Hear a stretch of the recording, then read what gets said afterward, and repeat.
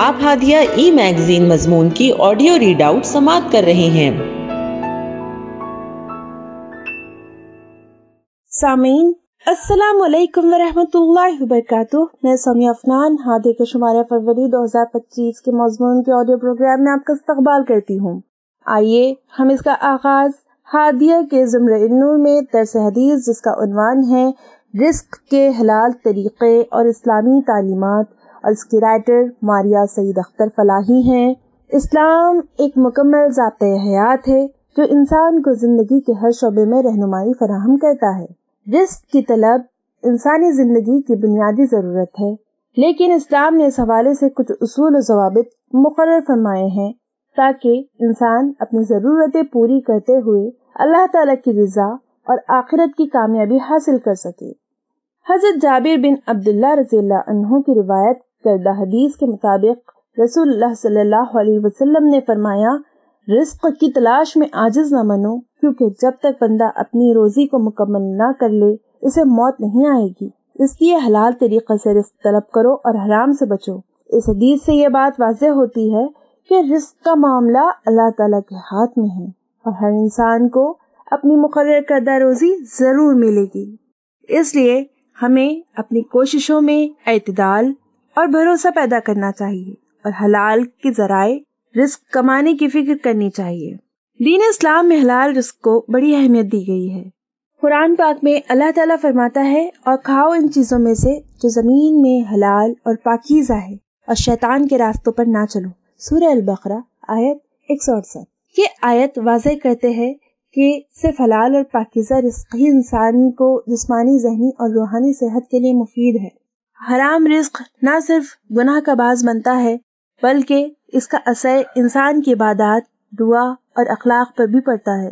اس حدیث کا مطلب یہ ہرگز نہیں ہے کہ جو روزی ہمارے مقدر میں لکھ دی گئی ہے وہ ہمیں ہر حال میں مل کر ہی رہے گی، چاہے ہم اس کے لیے وسائل و ذرائع اختیار کریں یا نہ کریں، بلکہ یہ حدیث ہمیں تلاش معاش کے جائز اسباب تلاش کرنے کے ساتھ توکل اور قناعت پسندی کا درس دیتی ہے۔ جو رزق ہمارے مقدر میں لکھ دیا گیا ہے وہ ہمیں مل کر رہے گا، خواہ پوری دنیا کی طاقت اس کو روکنے کی کوشش کر لے، اور جو رزق ہمارے مقدر میں نہیں ہے وہ ہمیں نہیں مل سکتا، چاہے دنیا کی پوری طاقت مل کر اس کو دینے کی کوشش کر لے۔ عبداللہ ابن مسعود سے مروی ہے کہ اللہ تعالیٰ نے مخلوقات کی تقدیر لکھ دی ہے، اس میں رزق، موت اور زندگی بھی شامل ہے۔ انسان کی عمر اور رزق کی مقدار اللہ کے علم سے پہلے سے طے ہو چکی ہے، لہٰذا کوئی بھی انسان اس سے بڑھ کر یا کم نہیں پا سکتا۔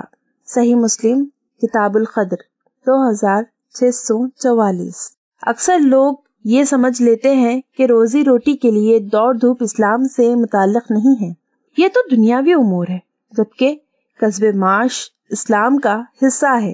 سورہ جمعہ کی آیت 10 میں اللہ کا حکم ہے کہ جب جمعہ کی نماز پوری ہو جائے تو زمین میں پھیل جاؤ اور اللہ کا رزق تلاش کرو اور اللہ کو کثرت سے یاد کرتے رہو، توقع ہے کہ تم فلاح پا جاؤ۔ جو شخص حلال رزق سے اپنے افراد خانہ کی ضروریات پوری کرتا ہے وہ اجر ثواب کا مستحق ہے۔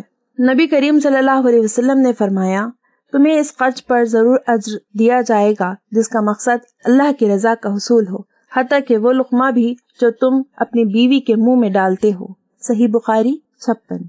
اسلام محنت کا حوصلہ افزائی کرتا ہے اور سستی کو ناپسند کرتا ہے۔ حدیث میں ہے، تم میں سے کسی کے لیے بھی یہ بہتر ہے کہ وہ اپنی رسیلے اور لکڑیاں جمع کر کے بیچے بجائے اس کے کہ وہ لوگوں سے مانگے۔ یہ حدیث ہمیں اس بات کا درس دیتی ہے کہ خود کفالت اور حلال روزی کے لیے جدوجہد کرنا ضروری ہے۔ اس کے ساتھ ساتھ مسلمان کو اللہ پر مکمل بھروسہ رکھنا چاہیے، کیونکہ رزق کی تقسیم کا اصل مالک وہی ہے۔ اسلام نے حرام رزق کو سختی سے منع کیا ہے، چاہے وہ دھوکہ دہی، سود، رشوت یا کسی بھی غیر اخلاقی ذریعے سے حاصل ہو۔ حرام رزق کا استعمال انسان کی روحانی ترقی میں رکاوٹ بنتا ہے اور اللہ کی ناراضگی کا سبب بنتا ہے۔ رزق اللہ تعالیٰ کی عطا ہے، ذالک فضل اللہ یؤتی من یشاء۔ اس کے لیے حلال طریقہ اختیار کرنا نہ صرف دنیاوی کامیابی کا ذریعہ ہے بلکہ آخرت میں بھی کامیابی کا سبب ہے۔ موجودہ دور میں مسلم معاشرے میں تعلیم کو لے کر کافی بیداری آئی ہے. یہ ایک انقلابی سوچ ہے، لیکن یہ سوچ لینا کہ اگر ہماری اولاد ڈاکٹر، انجینئر، آفیسر بن جائے اور اعلیٰ عہدوں پر فائز ہو جائے تو زیادہ پیسہ حاصل کر سکتی ہے، یہ بالکل غلط سوچ ہے. روزی روٹی کی تقسیم اللہ نے ڈگری یا عہدے کے لحاظ سے بالکل نہیں رکھی ہے، بلکہ یہ رب کی عطا ہے. ہر انسان کو اس کی مقدر کی روزی مل کر رہے گی، چاہے وہ ان پڑھ ہو یا ڈگری ہولڈر. اسلام دنیاوی علوم حاصل کرنے سے منع نہیں کرتا، بلکہ نفع بخش علم کی تلقین کرتا ہے. ضرورت اس بات کی ہے کہ ہم اپنی اولاد کو دنیاوی علوم کے ساتھ دین کی بنیادی تعلیمات سے بھی آگاہ کریں. اللہ تعالی ہمیں حلال رزق کمانے کی توفیق عطا فرمائے اور حرام سے بچنے کی طاقت بھی دے. آمین. ہادیہ مضمون کی آڈیو سماعت کرنے کے لیے شکریہ.